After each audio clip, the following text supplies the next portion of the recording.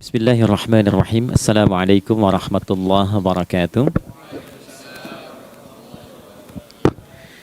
Alhamdulillah wassalatu wassalamu ala Rasulillah Muhammad ibn Abdullah wa ala alihi wa sahbihi wa man walah wa ba'd. Faya ibadallah usi nafsi wa iyyakum bitaqwallah faqad fazal muttaqun fala tamutunna illa wa antum muslimun. Faqala ta'ala ya ayyuhalladzina amanu taqullaha haqqa tuqatih wa la tamutunna illa wa antum muslimun.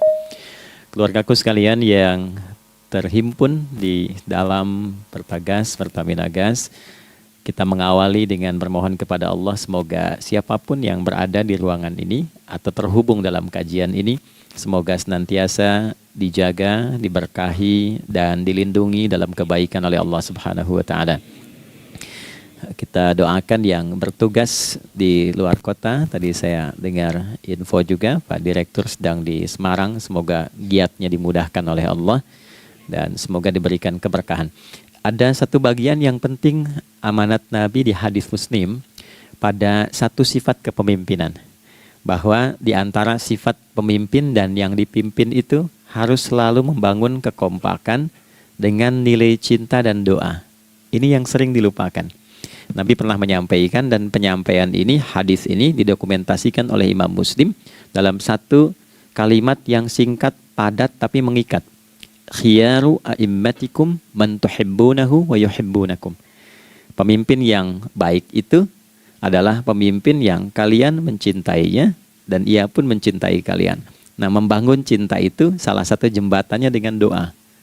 Oleh karena itu, di antara doa yang dianjurkan saat Anda memulai pekerjaan, itu bukan hanya untuk pribadi, lancarkan pekerjaan saya.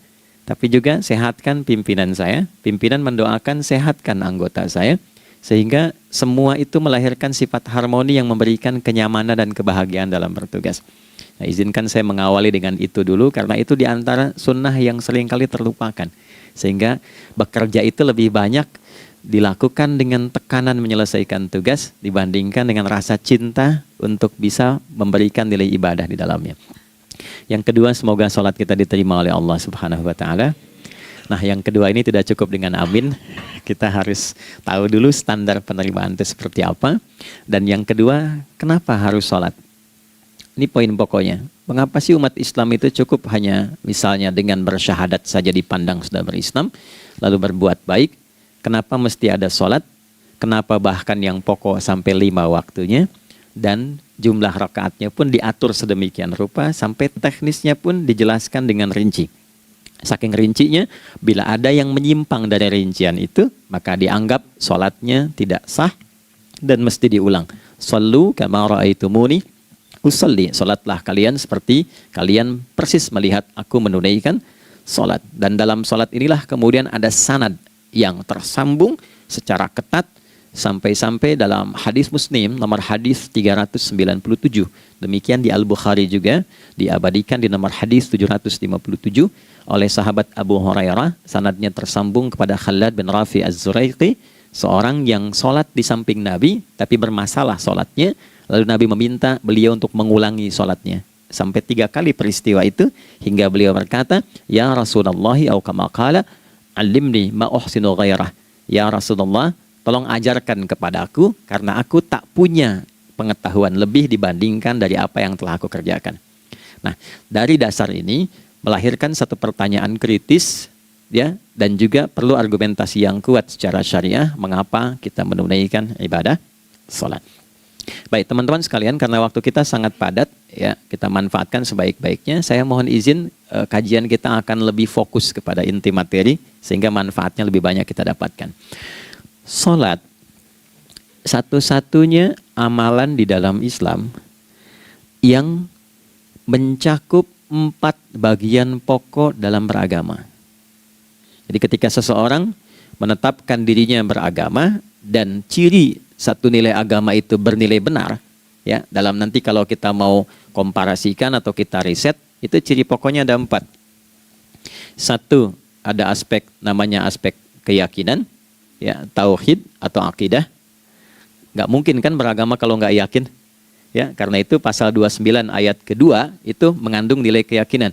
Negara menjamin kemerdekaan tiap-tiap penduduk untuk memeluk agamanya masing-masing dan beribadah menurut agama dan kepercayaannya itu. Ya, jadi nggak mungkin kita bisa menghasilkan nilai kepercayaan dan ibadah kalau tidak ada unsur keyakinan. Atau bahasa kitanya disebut dengan iman. Ya, iman itu nanti juga dipaku dalam setiap nilai kebangsaan di konteks Negara Kesatuan Republik Indonesia. Ini yang paling membahagiakan. Jadi mau jadi pegawai apapun itu syarat, ya, salah satu syarat yang melekatnya beriman dan bertakwa kepada Tuhan Yang Maha Esa, gitu kan? Ya, kemarin saya di BPK itu ada 11 bab Romawi, 40 pasal. Ya, di bab yang keempat pasal 13 tentang pemberhentian dan pengangkatan itu ada 11 poin A sampai K. Di poin B yang keduanya syarat menjadi bagian dari anggota BPK itu beriman dan bertakwa kepada Tuhan Yang Maha Esa. Baik, di Undang-Undang Pendidikan Sisdiknas nomor 20 tahun 2003 itu kalau kita baca dari poin menimbang ada 4, di poin B-nya saja sudah ada iman. Ya, Undang-Undang Dasar 1945 mengamanatkan pemerintah mengusahakan satu sistem pendidikan ya nasional yang meningkatkan keimanan dan ketakwaan pada Tuhan Yang Maha Esa serta akhlak mulia, baru mencerdaskan kehidupan bangsa. Ya, secara singkat, satu, agama dianggap benar kalau ada doktrin keimanan, ada akidah, ada tauhidnya. Yang kedua, ada ibadahnya. Ya, sebagai pembuktian kita beriman, buktinya apa? Ya kan? Saya beriman kepada Tuhan, kita tetapkan, misalnya Allah. Apa pembuktian keberimanan kita kepada Allah? Ya, kan pembuktiannya itu mesti diwujudkan dalam bentuk sikap. Sikap itulah yang disebut dengan ibadah. Nah, konsepsi ini ada di Quran surah ke-20 Thaha di ayat ke-14. Innani anallahu la ilaha illa ana fa'budini.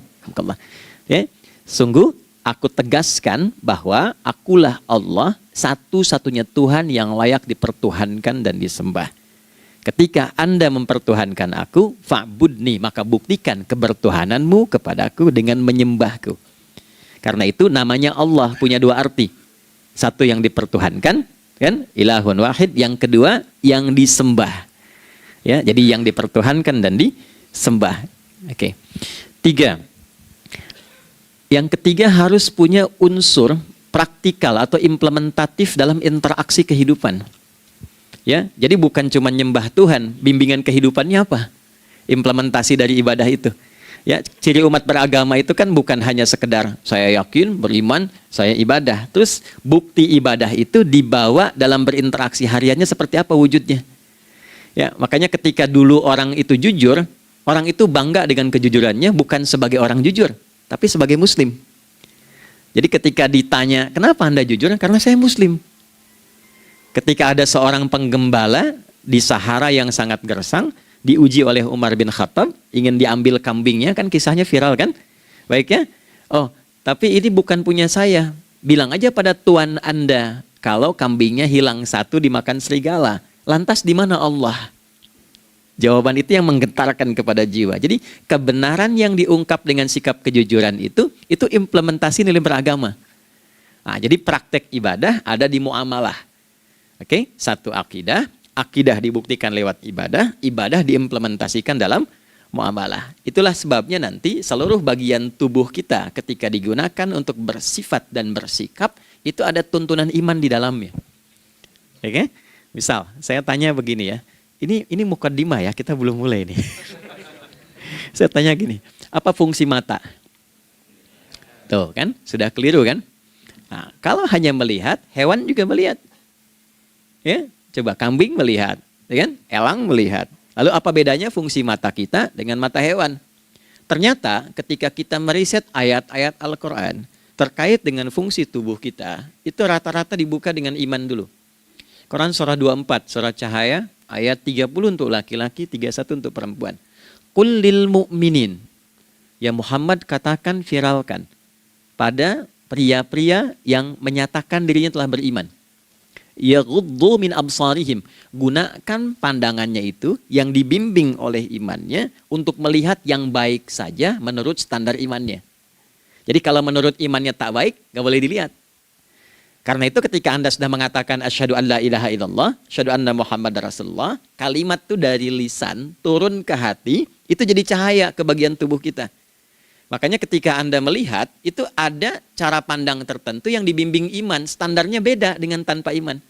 Kalau nggak ada iman, semua mungkin terlihat. Tapi ketika ada iman, hati kecil Anda akan bicara, ini nggak baik. Palingkan. Nah, memalingkan dari yang tak baik menurut iman, itu namanya ghaddul basar. Oke? Perempuan juga begitu, setara. Wa kullil mu'minati yaghdudna min absarihinna. Dan katakan pada setiap perempuan yang menyatakan dia beriman, maka gunakan pandangan itu dengan bimbingan imannya. Ketika tak baik menurut imannya, palingkan. Ya, Anda lihat kajian di YouTube, terus ada iklan kan? Terus menurut standar iman nggak bagus, itu otomatis akan nggak suka itu. Ya, pasti dipalingkan. Ya. Anda kalau naik pesawat tuh ya, tugas keluar tuh, pertagas tugas keluar. Kalau pramugari lagi demo tuh yang dilihat pramugarinya apa demonya. Nah, iman itu akan bekerja di situ tuh. Ya, palingkan tuh. Nah, sama, dari mata turun ke, jangan langsung ke hati aja, ke lisan dulu kan. Ya, ke mulut kan. Itu mulut tuh ketika digunakan fungsinya, imannya disebut dulu. Ya, Quran surah 49 ayat 11 misalnya. Ya ayyuhalladzina amanu, imannya dulu. La yaskhar qaumin qaum. Ayat 12-nya, la yaghtab ba'dukum ba'dha. Hai orang-orang yang telah menyatakan beriman. Kalau pakai alladzina, disebutkan 1080 kali dalam Al-Quran, itu kalimatnya diksinya singkat, padat, mencakup semua, tanpa sekat. Oke, jadi kalau laki-laki, perempuan, tua, muda, besar, kecil, beda strata, duniawi, itu semua tercakup di dalamnya. Hei semua yang telah menyatakan beriman, gunakan imanmu untuk membimbing lisanmu bertutur. Kalau masih merasa punya iman, jangan gunakan lisan untuk mencela merendahkan orang. Untuk bergibah, membuat hoax. Didetilkan oleh Nabi kalimatnya jelas. Man kana yu'minu billahi wal yaumil akhir falyakul khaira aw liyasmut. Siapapun. Nah, dari alladzina ketika dirinci pakai man. Ya, man itu bentuk tunggal, ya, personal, tapi maknanya general. Jadi kalau Anda, saya, kita baca ayat atau hadis ada man, posisikan Nabi sedang bicara ke kita. Ya, hei Adi Hidayat, posisikan Nabi bilang gitu tuh. Kalau engkau merasa beriman sama Allah dan yakin dihisab di hari kiamat, jaga lisanmu. Katakan yang baik dengan bimbingan imanmu, tak mampu engkau diam.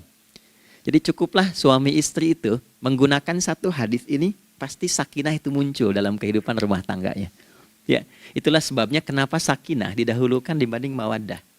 Hati-hati ya, Mbak, walaupun namanya sakinah nggak ada ini nggak akan datang tuh ketenangan tuh. Ya, ada yang tahu nggak rahasianya? Kenapa sakinah duluan dibanding mawaddah? Ya, 5 juta. Ya, waktu habis karena padat sekali. Maddah jamaknya mawaddah, rasa kasih yang tumbuh dari pemberian materi. Jadi kalau rumah tangga itu ingin cenderung pada kebahagiaan, boleh berbagi dengan materi. Ya, istri cemberut, Anda datang dengan senyuman, sayang, kenapa? Ya, ini emas 2 kilo, nah itu pasti sehat lagi tuh. Ya, itu mawaddah. Tapi maaf, walaupun Anda mapan bekerja, harta cukup melimpah, ruah, tapi tidak ada ketenangan di rumah tangga, tidak ada sakinah, maka hampa kehidupan rumah tangga itu. Itulah sebabnya kenapa di Quran sakinah lebih dulu dibandingkan dengan mawaddah. Saya tanya ibu deh, ibu pilih mana? Kaya tapi gelisah atau miskin tapi tenang? Oke. Saya paham itu. Saya paham. Suami juga sepakat semuanya. Ya, artinya apa? Kita nggak bisa menghilangkan unsur ketenangan. Oke, itu hanya pembuktian argumentatif ya, supaya kajiannya lebih kepada argumen. Jadi ada akidah terkorelasi dengan ibadah, implementasinya di aspek muamalah. Nah, nanti cara bermuamalahnya diatur lewat akhlak namanya. Bagaimana bermuamalah yang baik? Kan Anda, maaf ya, berekspresi kepada pimpinan dengan kawan kan berbeda. Oke, kepada orang tua dengan anak kan lain. Nah, yang mengatur interaksi kita sehingga terjalin harmoni yang baik, itulah yang disebut dengan akhlak. Nah, 4 poin inilah yang menjadi inti dakwah Nabi SAW ketika diutus oleh Allah Subhanahu wa ta'ala. Memastikan 4 ini bisa optimal kita lakukan dalam kehidupan. Bonusnya yang kelima, selalu meningkatkan inovasi sehingga selalu mendapatkan hal baru dalam kehidupan. 5 ini digabungkan di Quran surah kedua Al-Baqarah di ayat 151. Kama arsalna fikum rasulam minkum yatslu alaikum ayatina. 1, Oke, wa yuzakkikum 2, akhlak, wa yu'allimukumul kitaba 3, wal hikmah 4, 5, wa yu'allimukum ma lam takunu ta'lamun. Kelima-limanya ini digambarkanlah dalam bentuk ibadah yang melatih kita sebagai pondasi awal menuju dan memantapkan 5 hal ini, yaitu sholat. Itulah sebabnya kenapa sholat yang pokok dilakukan 5 waktu dalam sehari untuk mewujudkan 5 hal ini dalam kehidupan, dan satu-satunya ibadah yang mengumpulkan 5 aspek ini dalam prakteknya hanya sholat. Hanya sholat. Oke, mari kita detilkan, kita rinci, dan di sini kita akan mulai kajian kita. Yang tadi mukadimah ya. Baik, kita punya 30 menit. Wah, padat sekali. Bismillahirrahmanirrahim. 1. Sholat adalah perwujudan iman seorang hamba. Karena itulah kalimat sholat pertama kali disebutkan dalam Al-Quran, itu letaknya setelah kalimat iman. Al-Baqarah ayat 3, Alladzina yu'minuna bil ghaibi wa yuqimunas sholat. Orang-orang yang telah menyatakan beriman dan konsisten menjaga imannya. Beda alladzina amanu dengan yu'minun. Amanu telah beriman. Tapi kalau dia komitmen dan konsisten terus menjaga imannya sampai saat dia berpulang pada Tuhannya, maka berubah nanti bentuknya kalau di bahasa Arab jadi mudhari'. Kalau di bahasa Inggris kan tuh punya 3 arti, present, continuous, and future. Jadi kalaupun sekarang terus berlangsung sampai masa depan pun saya tetap akan beriman. Nah, pembuktian untuk menjaga iman itu pembuktian utamanya pada sholat. Itulah sebabnya satu-satunya amal ibadah dari rukun Islam yang 5 itu, ya, satu-satunya amal ibadah yang disebut iman dalam Al-Quran hanya salat. Teman-teman boleh buka Quran surah kedua Al-Baqarah di ayat 143. Ya, di pertengahan ke ujung ayatnya. Saya percepat. Wa ma kana Allahu liyudhi'a imanakum. Dan Allah nggak akan pernah menyia-nyiakan salat seseorang yang dikerjakan karena imannya. Ayat ini turun, ketika ada terjadi pergantian arah kiblat dari yang tadinya semula ke Masjidil Aqsa, lalu berputar 180 derajat, beralih ke Masjidil Haram. Nabi sedang berada di luar Madinah. Madinah tempo dulu wilayahnya nggak seluas cakupan sekarang. Oke, kalau diilustrasikan area sekitaran Masjid Nabawi sekarang itulah Madinah lah. Di luar itu sudah di luarnya. Nah, Nabi sedang sholat, riwayatnya banyak menyebutkan, ada yang mengatakan zuhur, ada asar, ada maghrib. Di pertengahan itu turunlah Al-Baqarah ayat 144. Qad nara taqalluba wajhika fis sama' falanuwalliyannaka qiblatan tardaha fawalli wajhaka syatral masjidil haram. Maka berputarlah dengan turunnya ayat ini 180 derajat menghadap ke arah Masjid Al-Haram. Problemnya adalah ketika Nabi dan pengiring beliau kembali ke Madinah, area Masjid Nabawi, kan nggak semua masyarakat ikut. Maka virallah informasi itu bahwa kiblat telah beralih ke kiblat awal, yaitu Ka'bah Al-Musyarrafah. Maka penduduk panik pada saat itu. Status sholat kami yang tadi dikerjakan bagaimana? Karena sudah nggak bisa diulang, sudah pindah waktu. Maka turunlah kemudian firman Allah yang Al-Baqarah 143 itu, wa ma kana Allahu liyudhi'a imanakum. Karena engkau mengerjakan sholat itu dengan imanmu, maka Allah nggak menyia-nyiakan imanmu itu. Maksudnya apa? Walaupun arah kiblatnya tidak tahu mengarah kepada sisi yang belum berubah, tetap dihitung pahalanya sempurna karena imannya. Gitu. Nah, ini nanti yang menjadi landasan turunnya Al-Baqarah ayat 115. Walillahil masyriq wal maghrib fa aynama tuwallu fathamma wajhullah. Kalau Anda sedang tugas nanti di lapangan, lalu sulit menemukan arah kiblat. Aplikasi susah karena sinyal nggak masuk misalnya. Oke. Kemudian juga matahari agak remang-remang sehingga sulit untuk terlihat patokannya. Maka dengan keyakinan, dengan iman itu, menghadaplah ke arah yang kita yakini, maka berlakulah Al-Baqarah 115. Di saat itu diterima amal ibadah kita sama dengan yang menghadap kiblat dengan dasar imannya. Oke. Nah, pengertian terbaliknya, mafhum mukhalafahnya, maka Nabi mengatakan, al-farqu bainal mu'min wal kafir tarkus shalah. Beda antara orang yang beriman dengan yang belum beriman adalah pada sholatnya. Jadi kalau ada orang mengatakan sudah beriman dan tidak menunaikan sholat, ini artinya keimanannya belum diakui sepenuhnya oleh Allah Subhanahu wa taala. Jelas ya? Halo, kenapa sedih begini? Maaf, saya terlalu cepat nggak? Nggak ya, baik. Jadi dalam poin ini penting pembedanya di sholat. Itulah sebabnya kenapa dari kecil kan, usia sekian, dari mulai 3 ke arah 7 tahun contohkan. Ya, orang tuanya sholat bentangkan sejadah. Kalau bisa, kalau anak sudah mulai suka tuh kasih model sejadah yang anak-anak sukai bentuknya. Ya, dulu ada anak saya senang model mobilan, saya tidak sebutkan supaya tidak endorse gitu ya. Dikasih sejadah dengan pola itu, dia senang tuh ikutin. Kita nggak minta sholat, dia datang sendiri. Ya, nanti setelah mulai 7 tahun kan baru diajarkan dengan baik, diajak ke masjid kalau yang laki-laki. Demikian seterusnya. Ya, mengapa dari awal dituntun seperti itu? Untuk memberikan sebuah penguat bahwa penjagaan iman dimulai dari sejak dini. Ya, tapi di Indonesia saya perhatikan kelasnya sudah advance, ya TK sudah manasik gitu. Okay. Itu satu ya. Karena nanti kalau Nabi bilang begitu, artinya akan terjadi orang mengatakan beriman tapi tidak sholat. Ya, makanya keras dari awal Nabi katakan bahwa pembeda antara orang yang beriman dengan yang baru klaim beriman itu pada sholatnya. Ya, pada sholatnya. Mengerjakan sholat maka sah status imannya, tidak menunaikan sholat maka bermasalah imannya. Itu poin yang pertama. Yang kedua teman-teman sekalian, ibadah. Kita lanjut ya. Sholat adalah bagian pokok terpenting dari ibadah. Nah, di sini kita akan mulai membuka sedikit rahasia terkait dengan aspek ibadah ini. Teman-teman sekalian, ternyata sholat ini ketika oleh Allah diturunkan dalam Al-Quran, dalam konteks penunaian ibadah, bukan berarti hanya mengkoneksikan atau mengkorelasikan hubungannya dengan iman saja, bukan. Karena saya beriman, saya buktikan ibadah nyembah Allah lewat sholat. Dalilnya Quran surah ke-20 ayat 14. Innani anallah la ilaha illa ana. Aku tegaskan akulah Allah, nggak ada Tuhan yang layak dipertuhankan dan disembah kecuali saya. Fa'budni, kalau Anda telah menyatakan beriman padaku, buktikan keberimananmu dengan menyembah saya dalam ibadah. Bentuknya bagaimana ya Allah? Teruskan ayatnya. Wa aqimis sholata. Tunaikan sholat sebagai bukti ibadah. Itu li dzikri, sebagai zikir kepadaku. Jadi korelasi antara ibadah dengan iman, sudah kita sebutkan dalilnya. Sekarang ibadahnya tersendiri ketika ditunaikan, apa manfaat dari ibadah itu? Mengapa mesti ada 5 waktu?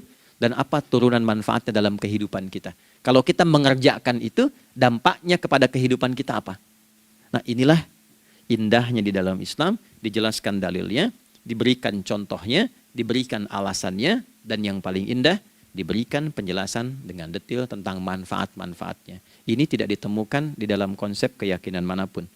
Kalau teman-teman boleh mau riset silahkan. Ada nggak satu keyakinan agama tertentu yang dari ibadahnya tuh diatur? Cara memulainya, bacaannya, detailnya, manfaatnya, waktunya, sampai dengan hasilnya, sampai kiamatnya.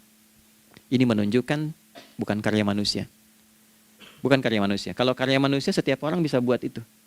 Ya, ketika ini menunjukkan bukan karya manusia, maka pertanyaannya dengan cara apa lagi Allah memberikan pembuktian pada kita bahwa Ia Tuhan yang hak yang harus kita sembah.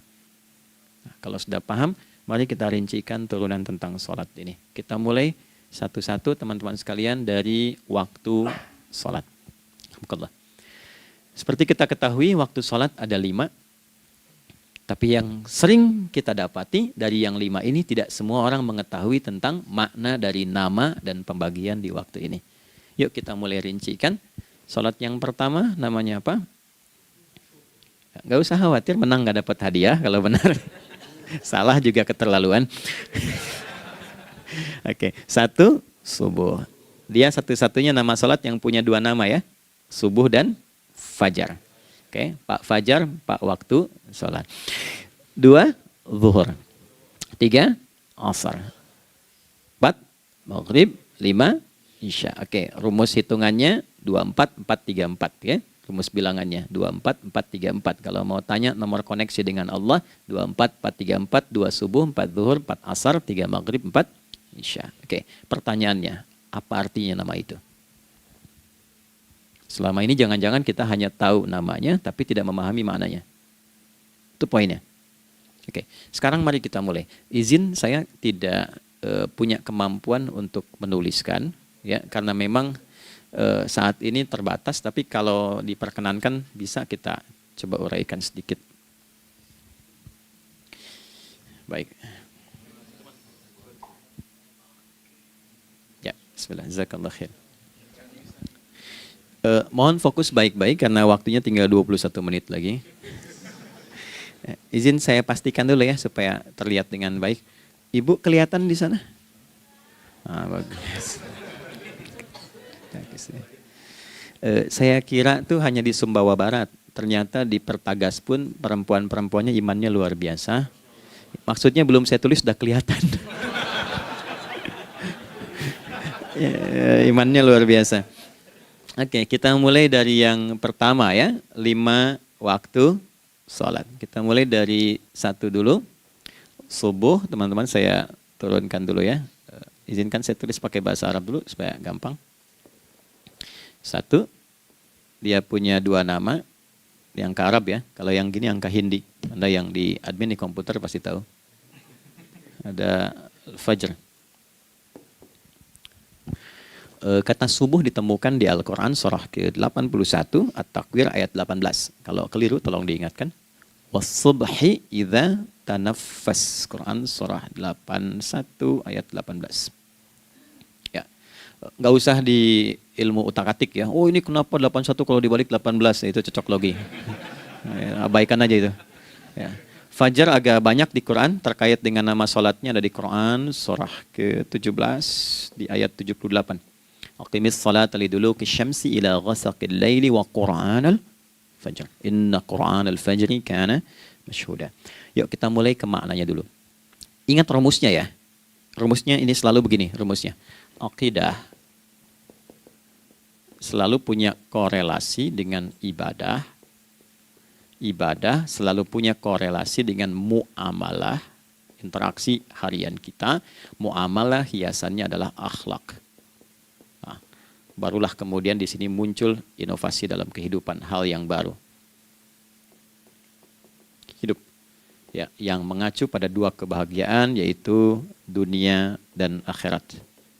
Ya, konsepsi ini nanti ditemukan di Quran surah ke-2 Al-Baqarah ayat 201 dan menjadi doa paling favorit umat Islam Indonesia saat ini. Rabbana atina fid dunya fil akhirati. Oke, ya cukup. Subuh. Ini rumus dasarnya. Dari akidah kita beriman, pembuktian imannya lewat ibadah sholat. Apa hubungan sholat dengan aktivitas harian kita? Subuh asalnya terkolerasi dengan kata asbah. Oke? Asbah itu asalnya sesuatu yang sudah siap dengan rencana yang matang. Baik, orang Arab tuh kalau bertanya begini, kaifa asbahta ya akhi? Kaifa asbahti ya ukhti? Bagaimana kabarmu di pagi ini? Itu bukan hanya nanya kabar kesehatan. Beda dengan kaifa haluk, beda. Ya, itu bertanya, bagaimana kabarmu hari ini? Aktivitasmu bagaimana? Lancar, sudah siap, planning bagus, dan sebagainya. Ya, itulah sebabnya ketika Allah bersumpah dengan awal waktu, penandanya adalah planning kegiatan.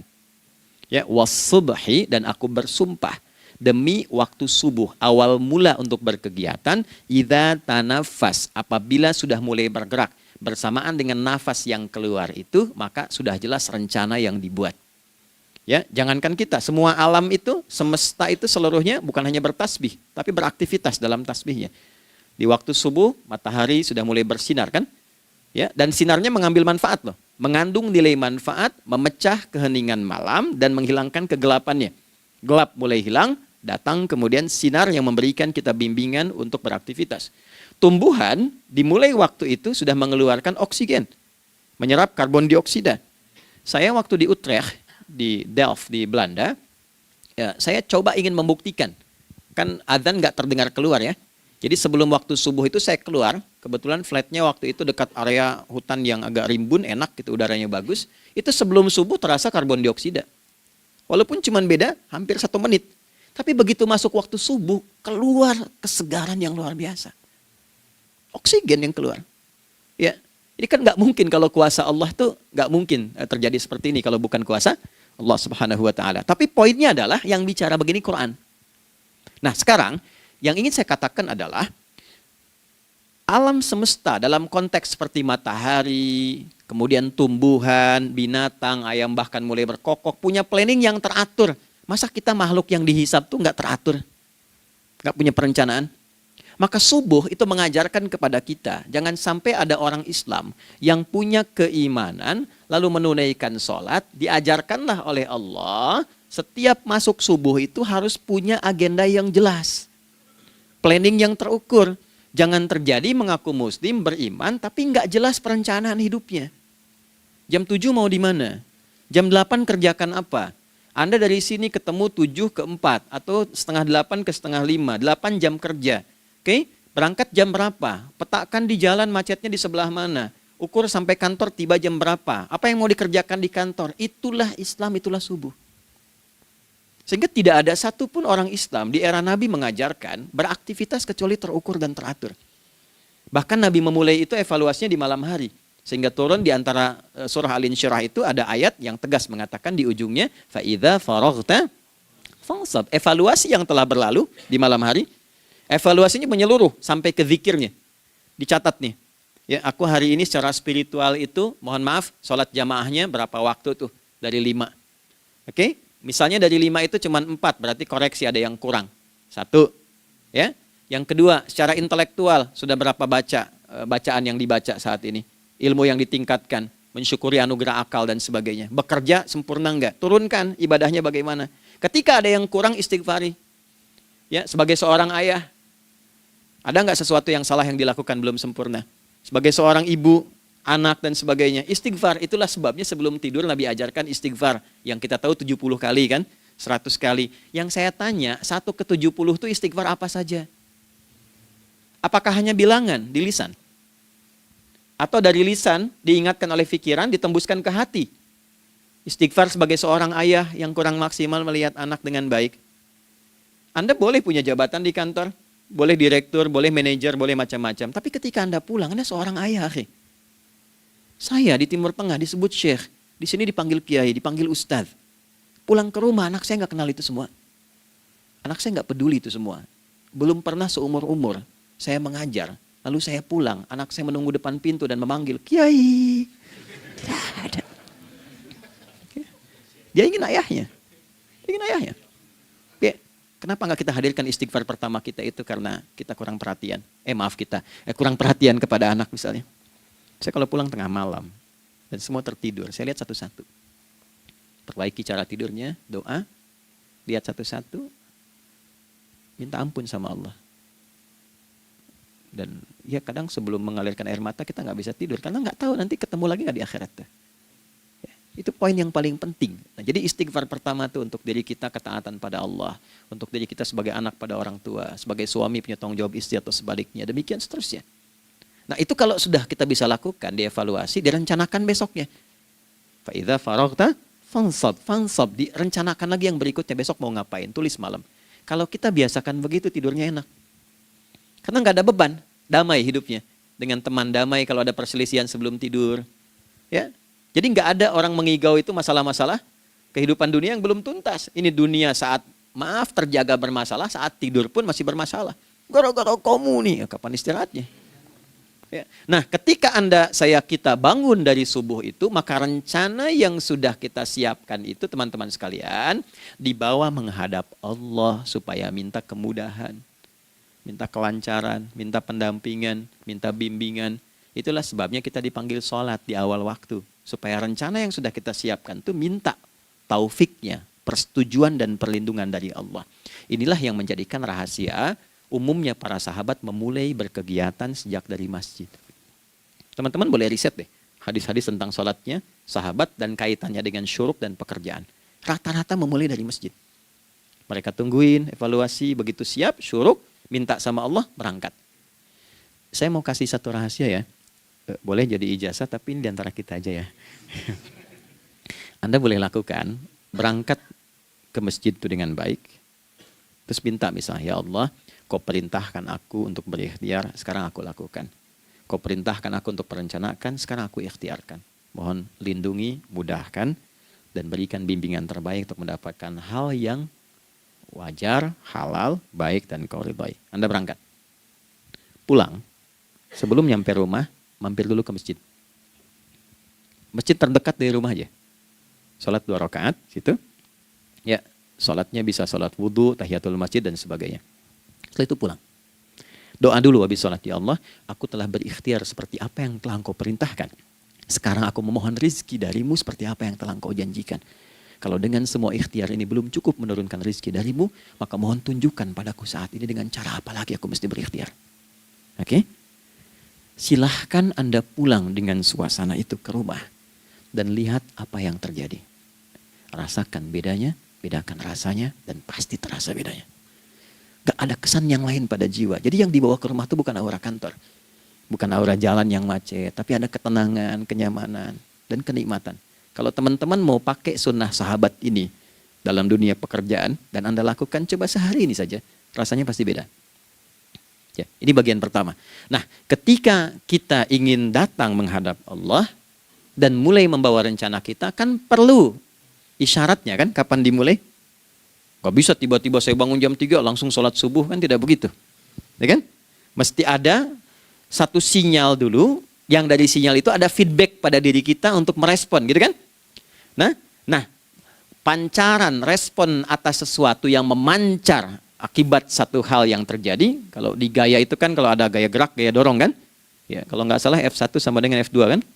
Nah, gaya gerak sama dengan gaya dorong. Geraknya dikit, bunyinya kecil kan? Kencang bunyinya, kencang. Terus ada F berbanding lurus dengan P, hukum Pascalnya.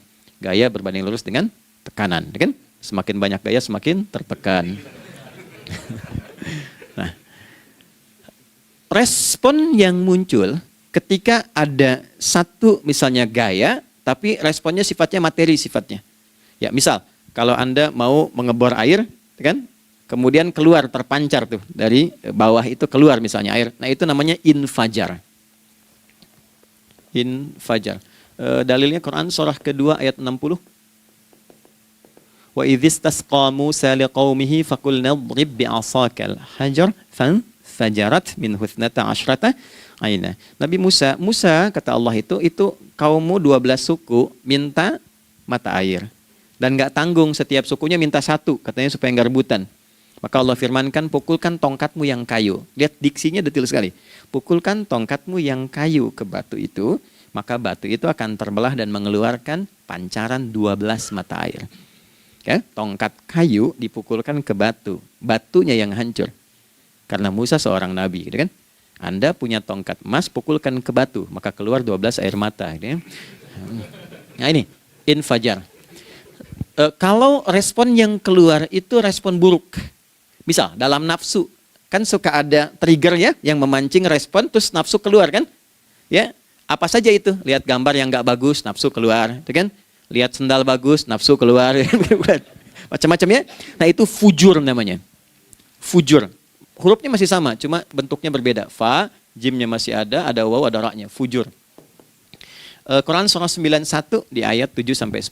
Wa nafsi wa ma sawwaha fa'alhamaha fujuraha wa taqwaha. Fujur tembus ke nafas, nafas memerintahkan yang buruk disebut su. Nafas ketemu su jadi nafsu. Makanya nama lain fujur itu nafsu. Dalilnya Quran surah 12 ayat 53. Wa ma ubarni'u nafsi innan nafsa la'ammaratun bisu. Ya, la'ammaratun bisu'i illa ma rahimah rabbi. Oke, nafas ketemu su. Teruskan. Tapi kalau pancarannya pada sifat yang baik. Oke? Membelah sesuatu yang gelap menjadi baik, terbuka, memancarkan respon panggilan yang baik, maka berubah katanya menjadi fajar. Oke?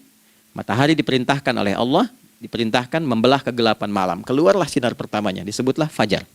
Kenapa? Karena ada respon kebaikan keluar darinya. Baik, perhatikan baik-baik. Quran surah kedua, ayat 187. Wa kulu washrabu hatta yatabayyana lakumul khaytul abyadu minal khaytil aswadi minal fajar. Itu untuk matahari. Kita lagi tidur enak-enak, sudah nyiapin rencana malam-malam. Tiba-tiba ada panggilan. Allahu Akbar, Allahu Akbar. Itulah tandanya hati kita mengkonfirmasi iman kita dalam diri kita. Cepat, sudah adzan. Pernah begitu? Nah, konfirmasi itulah dalam bahasa lain yang disebut dengan fajar namanya. Datang. Jadi waktunya matahari membelah disebut dengan fajar, konfirmasinya pun disebut dengan apa? fajar. Ya, jadi bersamaan waktunya dengan dua hal itu. Datanglah panggilan. Itu yang dimaksud Quran, hubungan iman dengan konfirmasinya sampai ke sholatnya ada di Quran surah 8 ayat 2. Innamal mu'minuna iman. Alladzina idza dzukirallahu adzan. Wajilat qulubuhum iman. Jadi begitu ciri iman itu ada dalam jiwa, dipanggil lewat adzan, kan? Allahu Akbar, langsung merespon, ya Allah sudah adzan. Walaupun setelah adzan ada lagi getaran, baru adzan belum qomat gitu kan. Nah, misal ya. Nah, tapi inilah fajar. Jadi maksudnya rencana Anda ini agak jarang dibahas ya. Mohon maaf, ilmu ini agak jarang. Jadi jangan Anda bilang saya bid'ah, bukan. Ya, bukunya ada, referensinya ada. Cuman karena jarang dikaji, jangan sampai kekurangan pengetahuan menghukumi yang tahu jadi salah gitu. Ini poinnya. Jadi saya kalau bahas satu masalah itu bukunya saya kumpulkan. Tafsir awal sampai akhir yang ada apa, buku-buku tentang sholat apa, baru kita keluarkan. Jadi bagian topik-topik tertentu yang dibahas. Problemnya ketika membahas tentang ibadah cuma dua. Satu tentang bacaan, doanya apa. Yang kedua tentang gerakan, bagaimana mengerjakannya. Yang ketiga jarang dibahas hikmahnya apa. Padahal rumus dalam ibadah itu dalam fikih tiga-tiga mesti dipakai. Ini Quran surah kedua ayat berapa? Ayat 129. Rabbana wab'ats fihim rasulan minhum yatlu 'alaihim ayatika ini wa yu'allimuhumul kitaba ini wal hikmah ini. Barulah kita mendapatkan sesuatu yang baru. Ya.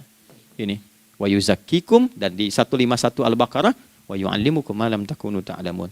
Jadi ini bukan ilmu yang baru, bukan, belum tahu saja. Jadi selama ini yang kita kerjakan jangan sampai terbatas pada ritualnya saja untuk mencukupkan ini. Hubungan ritual dengan ini apa gitu. Ya, jadi subuh ini mengkonfirmasi bahwa ada satu keteraturan dalam kegiatan kita. Ya, alhamdulillah. 2, siang. Oke, setelah subuh, fajar, salat apa? Zuhur. Oke, saya tanya pada Anda, zuhur itu artinya apa? Sudah, cukup katakan wallahu a'lam. Waktunya terbatas ya. Sahabat ditanya nggak tahu wallahu a'lam. Anda sahabat bukan, tabi'in bukan. Zuhur. Waktu tinggal 4 menit lagi. Oke, teman-teman kalau kita jeli, ini kan sholat dikerjakan di siang hari kan? Siang itu bahasa Arabnya nahar. Naharun itu siang. Tapi kenapa sholatnya zuhur? Kok nggak sholat nahar gitu? Ya, lohor ya, jadi paksain tuh. Zuhur lohor. Ya. Terus sore biar nyambung cepat. Sore bahasa Arabnya kan masa. Masa al-khair, selamat sore. Kenapa kau sholatnya asar? Kok sholatnya namanya asar? Oke. Maghrib, isya. Isya kan malam kan? Kenapa nggak lail? Lail itu kan malam. Kalau ada yang istimewa di malamnya itu lailah namanya. Makanya ketika turun Al-Quran disebut Lailatul Qadar. Karena malamnya istimewa. Beda, lail dengan lailah itu beda. Lail itu waktu malam, lailah ada yang istimewa di malam itu. Ya, jamaknya lail, layali, lela, lili, lala, itu malam. Ibu lili, ibu malam-malam. Ya. Zuhur artinya jelas, terang. Ada idhar, dibaca dengan jelas, terang. Gak boleh dengung. Man amana. Itu kan? Ya, min husni, harus jelas. Ya, ada a, jelas. Zuhur kenapa disebut zuhur? Untuk evaluasi kegiatan kita dari setengah hari. Sudah jelas belum hasilnya? Ini Anda punya rencana di sini, evaluasi di siang. Jelas gak hasilnya? Pekerjaan Anda yang sekarang diamanahkan dari pagi jam 7 sampai sekarang, evaluasi dulu. Dicek, jangan cuma ditinggalkan. Oke, saya sedang kerjain, tinggalin dulu sholat. Bukan begitu.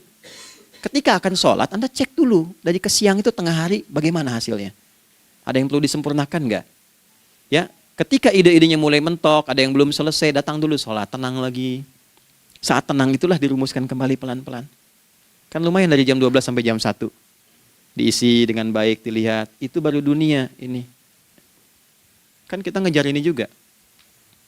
Karena nanti ayat 200-nya, ada yang cuma ngejar ini. Wa minan nasi may yaqulu rabbana atina fid dunya. Bukan, kalau nggak hafal diam aja. Wa minan nasi may yaqulu rabbana atina fid dunya wa ma lahu fil akhirati min khalaq.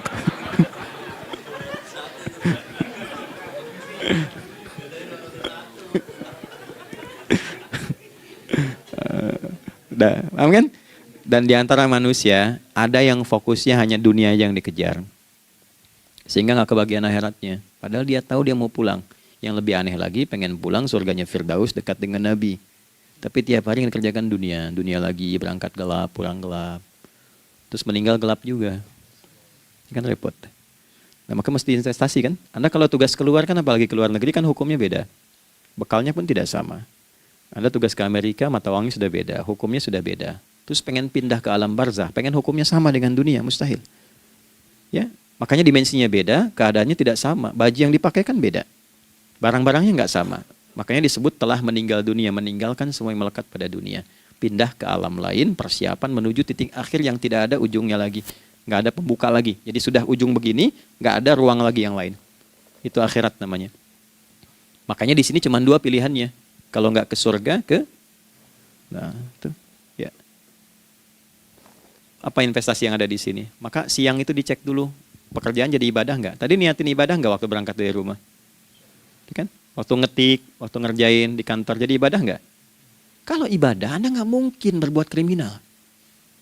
Anda nggak mungkin berbuat maksiat, nggak mungkin nipu, nggak mungkin nyogok, nggak mungkin korupsi. Kan lagi ibadah, nggak mungkin curang. Kan lagi ibadah. Anta budallaha ka'annaka tarah. Anda itu mengerjakan segala hal sebagai ibadah, merasa diawasi Allah. Fa in lam takun tarah fa innahu yarak. Kalaupun Anda merasa nggak melihatnya, Anda yakin Anda dilihat.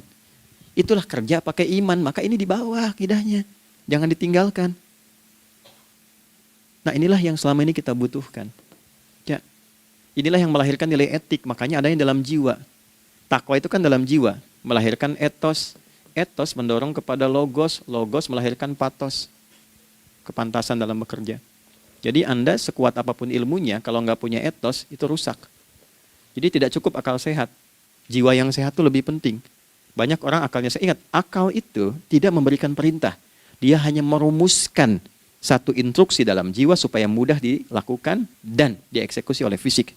Jadi akal yang sehat itu seberapa pandai ilmunya, seberapa cepat mengeksekusi perbuatan. Tapi kalau yang dieksekusi itu dari perintah nafsunya, masalah. Habis saja waktunya tuh. Ya. Ini gimana ini? Tolong jawab loh. Nah, teman-teman karena sudah habis waktu jam 1, kita baru zuhur ini. Nah, yang paling menarik itu, gini, yang paling menarik. Kalau ada orang belum sadar sampai zuhur tentang akibat kehidupan ini, maka muncullah asar. Apa asar itu? Kenapa mesti disebut dengan asar? Dan apa manfaat istimewanya asar kepada jiwa kita? Itu di kesempatan lain kita akan bahas. Teman-teman, waktunya sudah habis. Ya, saya menghargai Anda, kan tidak boleh juga saya ngajarkan tapi mengambil yang sesuatu yang tidak tepat ya. Kita buktikan keimanan kita dengan mengerjakan amanah pekerjaan di tempat ini dengan baik, waktu digunakan dengan baik. Kita saling mendoakan supaya semua kita dijaga oleh Allah Subhanahu wa taala. Maafkan saya, lain kesempatan kita berjumpa kembali untuk melanjutkan apa yang telah kita bahas hari ini. Mari kita berdoa, semoga doa kita diterima oleh Allah Subhanahu wa taala. Allahumma taqabbal minna innaka antas sami'ul alim wa tub 'alaina innaka antat tawwabur rahim. Nahmaduka kama 'allamtana an nahmadak wa nashkuruka syukran kama 'allamtana an nashkurak. Antal muqaddim wa antal muakhir biyadikal khair innaka 'ala kulli syai'in qadir. Ya Allah, kami memuji-Mu seperti Engkau mengajarkan kami untuk memuji dan bersyukur atas segala nikmat-Mu seperti Engkau bimbing kami untuk mensyukuri segala nikmat-Mu. Allahumma salli wa sallim wa barik ala habibikal karim rasulikal mustafa al-amin sayyidina Muhammadin wa ala alihi wa sahbihi ajma'in. Ya Allah, anugerahkan kami kemampuan untuk terus bersalawat pada Rasulullah, sehingga dengan itu kami mendapatkan kemampuan yang baik untuk meneladani kemuliaan beliau dalam beraktivitas kehidupan. Rabbana la tada' lana fi maqamina hadza dhanban illa ghafartah. Ya Allah, jika ada pendosa hadir di ruangan ini atau terhubung dalam kajian ini, maka jangan biarkan ya Allah ia meninggalkan tempat ini dan kajian ini kecuali Engkau telah ampuni seluruh dosa-dosanya. Wala hamman illa farajtah. Ya Allah, jika ada satu di antara kami yang menghadiri kajian ini membawa kegelisahan, maka mohon tenangkan keadaan hatinya. Wala asiran illa yassartah. Jika ada yang sedang diliputi oleh kesulitan, maka mudahkan, ringankan dan hilangkan seluruh kesulitannya. Wala maridan illa syafaitah. Dan bila ada di antara kami yang diuji dengan penyakit, maka mohon angkat dan sembuhkan penyakitnya. Rabbana atina fid dunya hasanah wa fil akhirati hasanah wa qina adzabannar. Wa sallallahu ala sayyidina Muhammad wa ala alihi wa sahbihi ajma'in. Wa akhiru da'wana subhanakallahumma rabbana wa bihamdika nashhadu an la ilaha illa anta nastaghfiruka wa natubu ilaik. Walhamdulillahi rabbil alamin. Nasrun minallah fatun qarib wa basyir Amiril Mukminin. Terima kasih untuk semuanya. Mohon maaf kami langsung pamit. Assalamualaikum warahmatullahi wabarakatuh. إن الله وملائكته يصلون